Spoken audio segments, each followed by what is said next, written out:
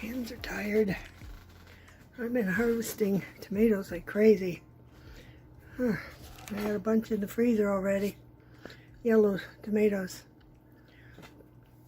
And we're going to frost warning.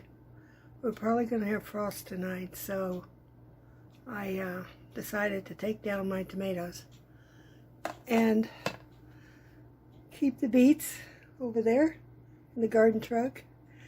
And I moved over my collard over there to the garden truck, so it's under cover, so it should be fine.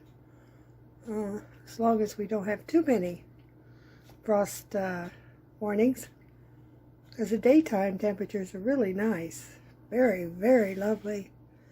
So I made a decision, and I'm sort of glad I did, because I got the collard greens over there with the beets.